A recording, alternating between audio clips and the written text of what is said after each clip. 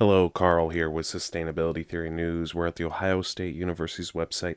They have a new study on a more efficient way to create ethanol, or really biofuels. They found a way to create enzymes or cofactors that are vital to the process of converting sugars to alcohol. It's also some of the same chemical processes that are used in some cancers. It says here for the metabolism of cancer cells, and it's been used as a target for treatment of some cancers. So they can help these chemicals, these cofactors, enzymes, a lot of names for them, but the proper name is, well, I can't even pronounce it. I'm not even going to try, but it's highlighted there on the screen. NADH and NADPH. Well, they have now found a cheaper way to create them using a catalyst with copper and nickel, two relatively cheap compounds. They think that this could also help with creating artificial photosynthesis, since the same chemical process is used to convert carbon dioxide to oxygen in plant life. But they think the most immediate benefit is biofuels, more efficiently creating a biofuel. So, taking maybe corn, for instance, but almost any biomass, it sounds like, algae, switchgrass, can then be converted into an alcohol, ethanol, butanol that can be burned, mixed with gasoline, or burned on its own. So I'm going to link to that in the description, of course. Now we're moving on to hobbyfarms.com. Growing herbs for herbal products is rewarding and profitable. They got some good ideas on growing herbs to make money. Now they talk about making teas, using it for health items, skin lotions, balms, tinctures, oil infusions, that sort of thing. Tincture is usually alcohol extracted, sometimes hot water, and sometimes a combination of both. They also have food items listed: infused vinegar, herbal honey, soup mix, seasoning mix, infused oils. Now, you may want to check your local state's regulations. For example, in Michigan, to create infused oils and sell them, you need a commercial kitchen. You can do infused vinegars under their cottage food law. That's what they call the cottage food law. But it limits you to about $10,000, $11,000 a year in sales. But bulk tea blends may be a possibility. You have to, again, check your local regulations. But they also talk about some of their favorite herbs. They list pine twice, but plantain, a couple of different varieties grow wild. You might be able to find some growing in some of the pathways on your property. It kind of likes disturbed ground, but you can find it in many open areas. Goldenrod. I have acres of goldenrod, and it is a pretty good medicinal plant. A lot of people claim it's great for kidney health. And the whole plant is edible, except the stem, when it gets older, is pretty woody. You can't really chew it, but you can make tea out of it. And the young leaves, the flowers, the roots are all edible. And they have a few other things, life learning, so you can use your farm as sort of a teaching tool. Teach people the value of herbs. It also talks about what a tincture is, infused oil. Infuse your own, use it in salves, lip balms, maybe even soaps, manufacturing soaps. Although I'm told that can be rather dangerous. Next article, we're at thespruce.com. How to test soil pH without a test kit. Now, some plants like blueberries love acidic soil, and there's other plants that prefer an alkaline soil. But test kits can be a little expensive. Maybe you have a water pH tester.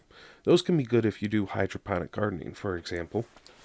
But with soil, you can sometimes let the soil sit in deionized or distilled water, and they claim it'll absorb the pH range of that, and then just use a water tester of pH. But they also have some meters you can stick in the soil for like $10, and they measure moisture content and pH content.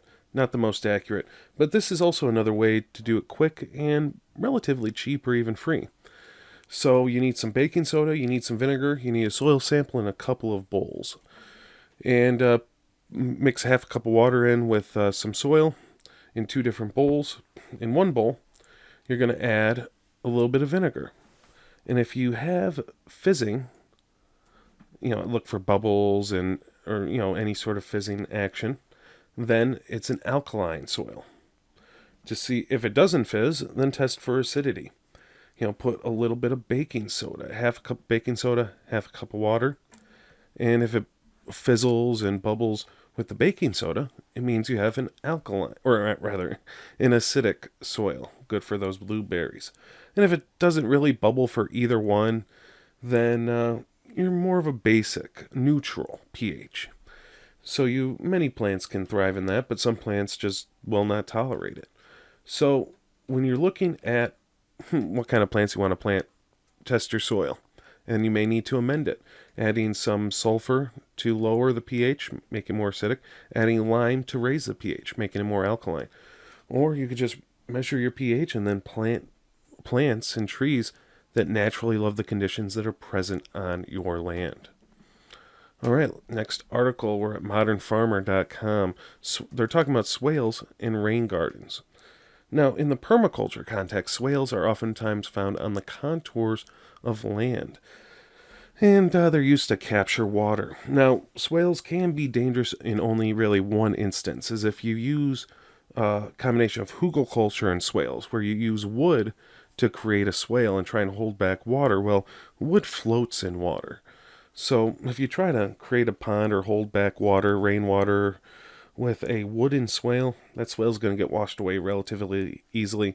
And if there's anyone living downhill from that swale, they could get a untimely flood.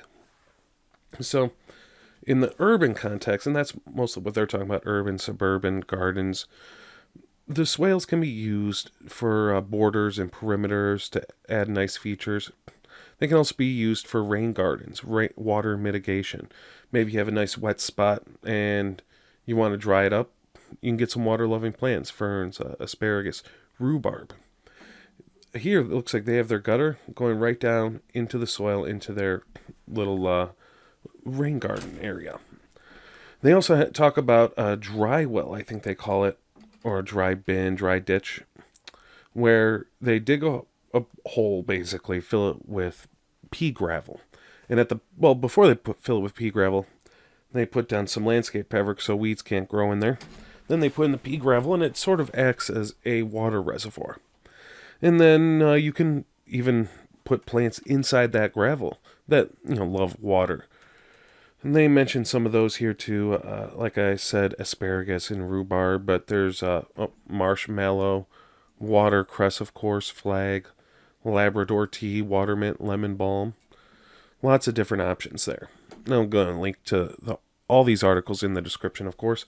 Last one up, farmer shifts gears because of the pandemic.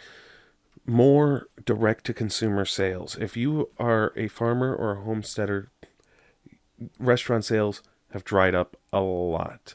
Direct-to-consumer sales are going to be much more important in the coming years.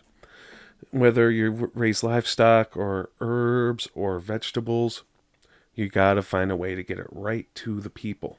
Farmers markets can be good, creating CSAs, community-supported agriculture, and advertise it at these farmers markets. Advertise it on social media.